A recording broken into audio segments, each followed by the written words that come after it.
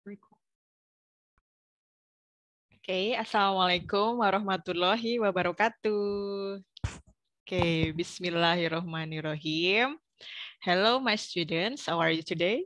I hope you are in very well condition. Okay, for today, kita sudah akan mengerjakan luring ya. Sudah saatnya untuk luring. Nah, for today's discussion, please open your modul pembelajaran, okay? Kemudian open page 25 until 27, okay? Now, let's start our discussion today. Yeah, okay. Do you know about this picture? Okay, ya. Yeah. Familiar ya? Pernah melihat ya kayaknya kan? Iya, yes, you are right. This is a story. Jelas, ada sebuah cerita nih. Kok anaknya seperti ini? Iya, betul. This story is about Malin Kundang. Okay, and for your information, Malin Kundang itu sebuah cerita that comes from, yeah, Padang, West Sumatra. Okay, now we continue our discussion. Okay, have you heard about this story? Oke, story pernah ya. Jadi bahwasanya si Malin Kundang itu adalah a smart boy. Yes, seorang anak laki-laki yang cerdas but a little naughty. Tapi dia ini sedikit nakal. Nakalnya apa ya? Kamu bisa baca ya ceritanya lebih lanjut. And then when he was rich, ketika dia sudah kaya gitu kan, ya karena dia kan pinter kan. Oke, ketika dia sudah kaya, he forgets about his mother. Dia lupa dengan orang tuanya, lupa kacang kulitnya ya kan istilahnya kayak gitu. And disobedient to his mother dan nggak patuh gitu alias nggak berbakti gitu. Pastinya kamu udah tahu lah ceritanya ya. Oke. Nah, this is our topic discussion today tentang cerita-cerita gitu. Nah, kalau tentang cerita seperti itu, kira-kira teksnya apa? Ya, yeah, you are right. Nah, bisa kamu baca ya di modulnya bahwa kita akan membahas, we will discuss about narrative text. Ya, yeah. Oke. Okay. So, what is narrative text? Ya, narrative text itu adalah an imaginative story atau cerita khayal ya.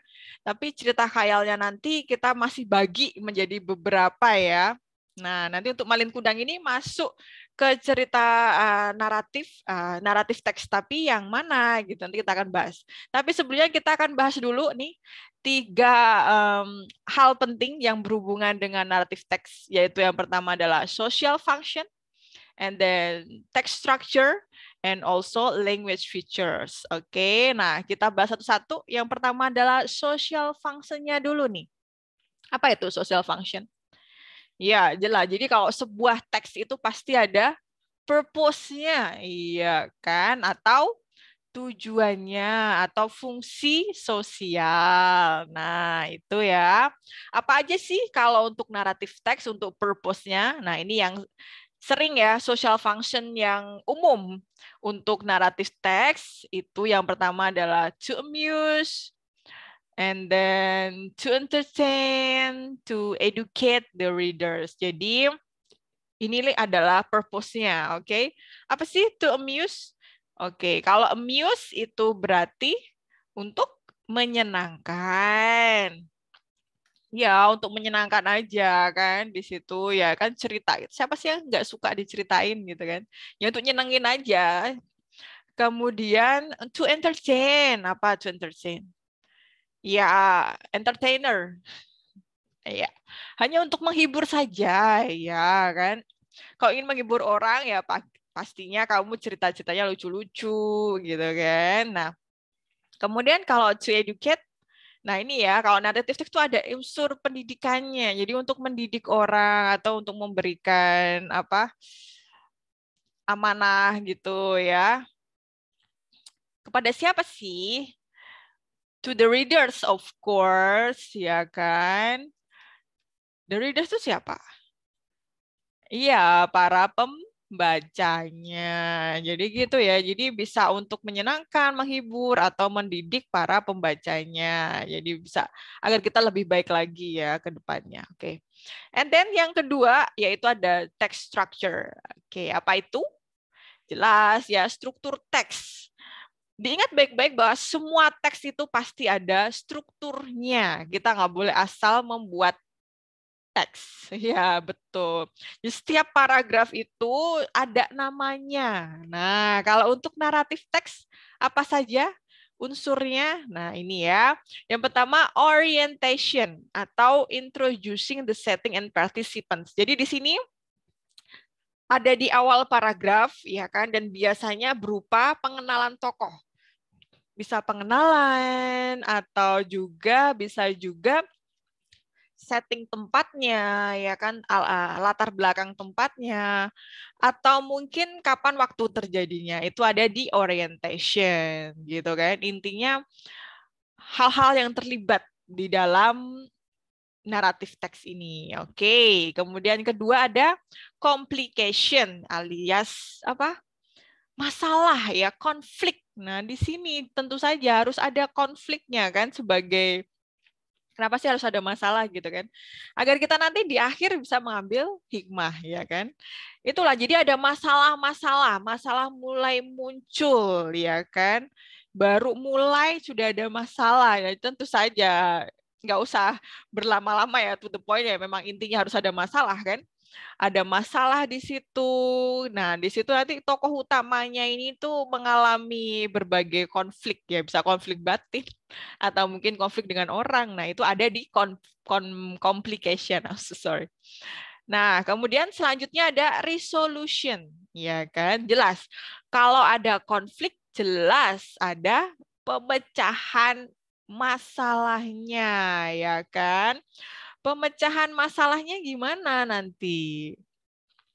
Ya, nanti tergantung bagaimana si penulis ini menceritakan pemecahan masalahnya ya. Apakah itu happy ending atau sad ending ya. Ya kalau kita pengennya happy-happy aja ya. Tapi ya siapa tahu dengan cerita yang berakhir menyedihkan kita juga bisa mengambil itu sesuai dengan pengalaman kita pribadi ya. Gitu. Jadi kita bisa mengambil hikmah gitu. That's okay. Nah, itu ya tadi resolution. Jadi disinilah pemecahan masalahnya. Oke, the next is reorientation atau kode ya. Berupa apa sih? Berupa conclusion alias kesimpulannya. Betul sekali ya. Jadi ini di sini disimpulin nih. Disimpulkan atau berupa apa? Hikmahnya. Jadi jelas apa sih hikmah yang terkandung di dalam teks naratif yang sedang kita baca itu. Nah, kalau reorientation atau kode ini tapi sifatnya optional ya, alias boleh ada, boleh ditampilkan atau ditulis atau boleh tidak. Tapi kalau biasanya ini malah tidak ditampilkan, tapi nanti berupa pertanyaan. Iya, jadi malah berupa pertanyaan. Biasanya what is the moral value of the text atau what can we learn from the text? Nah, itu malah menjadi pertanyaan. Nah, makanya kamu harus banyak-banyak membaca. Iya, membaca banyak cerita, kemudian kamu temukan nih moral value-nya. Nah, moral value kalau dalam teks bahasa Inggris itu berupa apa? Ya, proverbs, bisa juga proverbs alias peribahasa, ya kan?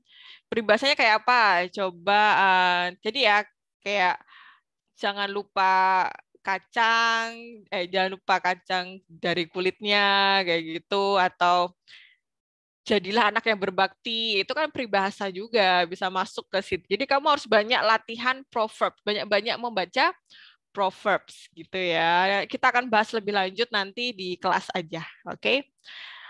Oke, untuk selanjutnya kita sudah tadi membahas social function, text structure, sekarang language features. Nah, apa itu language feature? Jelas, unsur kebahasaannya.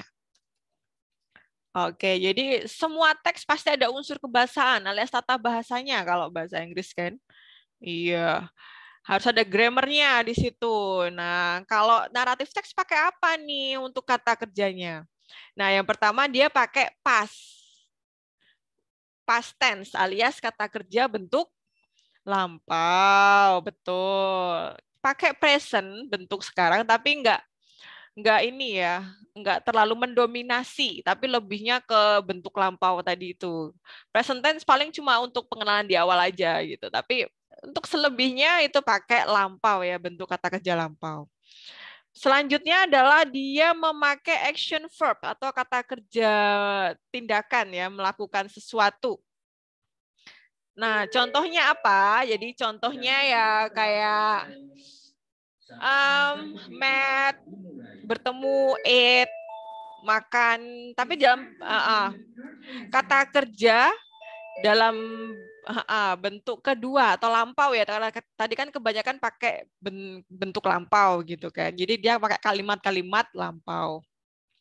Kemudian saying verbs alias kata kerja yang menunjukkan tindakan dari seseorang ketika dia berbicara gitu. Jadi biar lebih jelas bahwa oh ini dia tuh ngomongnya gimana sih untuk kondisinya pada saat dia berbicara tuh kayak apa sih. Nah, itu juga ada di situ. Memakai kata kerja bentuk pembicaraan ya. Jadi kayak say alias kata misuse, kata misuse, promise misuse, janji misuse, ya kan? Exclaim atau yang lainnya state misuse, ya kan? Tegas misuse. Ya intinya pakai kata-kata yang menunjukkan pada saat dia berbicara. Oke, kemudian selanjutnya thinking verbs. Nah, ini kata kerja yang menunjukkan pada saat yang berhubungan dengan pemikiran, ya kan? Alias apa ya? Contohnya thought, ya kan? Thought atau pikir misuse itu, thought misuse. Kemudian felt misuse, rasa misuse. Understood, menurut pemahaman misuse. Intinya memakai kata kerja yang berhubungan dengan pemikiran. Oke. Kemudian pakai adjektif juga, alias kata sifat ya kan. Jadi agak lebih mempertegas untuk naratifnya. Jadi biar untuk kita bisa membayangkan gitu kan. Ini kayak apa sih tokohnya gitu kan. Oh, beautiful and then diligent mungkin ya kan. Sudah cantik. Kemudian rajin gitu kan, kita bisa lebih mudah membayangkan oh tokohnya kayak gini toh kayak gitu. Itu pakai adjektif itu ya. Kemudian ada lagi conjunction atau kata sambung. Jadi ada kata sambungnya di situ. Ada time connective. Jadi kata sambungnya kayak after that ya kayak gitu juga bisa. Setelah itu nanti kamu bisa baca di modul ya. Kemudian ada adverbs and adverb phrases of place, time, manner. Jadi pakai kata keterangan, bentuk tempat, waktu, kemudian tingkah laku. Nah, itu ada semua di naratif teks. Biasanya dia pakai ini, once upon a time, ya kan, ingat kan, a long time ago. Nah, itu kalau ada teks seperti itu, berarti itu adalah naratif teks. Oke. Ya, I hope you understand ya. Oke, let's move to another slide. Nah, ini nih, jadi the kinds of narrative text. Jenis-jenisnya apa aja sih? Wah, itu agak terlihat ya. Nah, ini lebih khusus perjelas. Iya, jadi ada fabel alias cerita binatang. Oke, that's good. Kemudian ada fairy tales atau cerita apa? Oh iya, betul. Dongeng ya, itu Kak, fairy tales lebih ke dongeng-dongeng, putri-putri, raja-raja. Nah, atau mitos, jadi cerita yang berkembang di masyarakat. Contoh Roro Jonggrang, oh no, Nyi Roro Kidul. Nah, itu kan mitos. Atau legend, legenda yang berkembang juga di masyarakat. Oke. Legenda itu kayak The Legend of Sura and Baya, legenda Surabaya itu kan juga termasuk itu. Oke, kemudian satu lagi nih. Ya, ada folk tales ya kan, alias cerita rakyat. Ini ya cerita rakyat. Kita fokusnya di sini nih. cerita rakyat. Oke. Oke. Ya. Itu dia ya. Jadi apa tuh cerita rakyat? Nah, ini. Jadi cerita rakyat itu adalah sebuah cerita yang dituturkan. Jadi kakek nenek kita nyeritain ke kita, ceritain kayak itu turun temurun gitu kan, sehingga menjadi bagian tradisi, menjadi tradisi sebuah masyarakat gitu. Itulah folk tales. Jadi kita lebih condongnya fokus kita untuk luring ini adalah cerita rakyat. Oke. Baiklah. And then ada lagi yang mau kita sampaikan lagi. Oke. Next ya. Coba. Oke, this is it. Oops.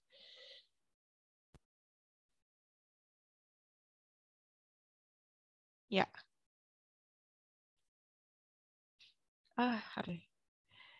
Salah pencet, misuse. Nah, ini dia ya. Baik.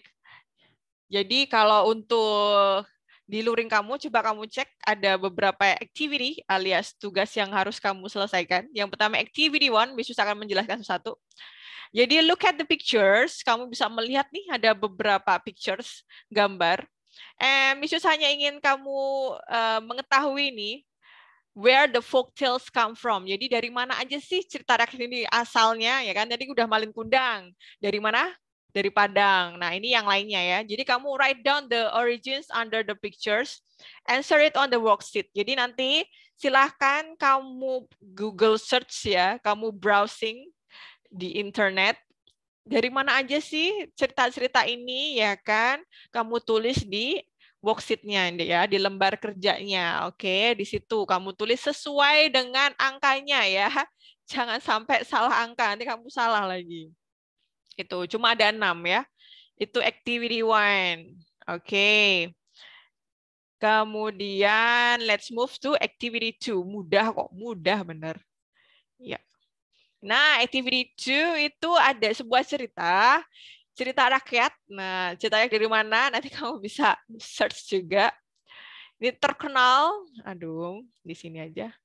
Jadi kamu tolong enjoy the following story. Kamu nikmatilah dulu cerita di bawah ini. Kamu baca dulu kan. Kamu juga boleh membuka dictionary atau kamus kamu. Kemudian kamu find difficulties ya. Kamu cari ini kata-kata yang sulit dari teks di atas.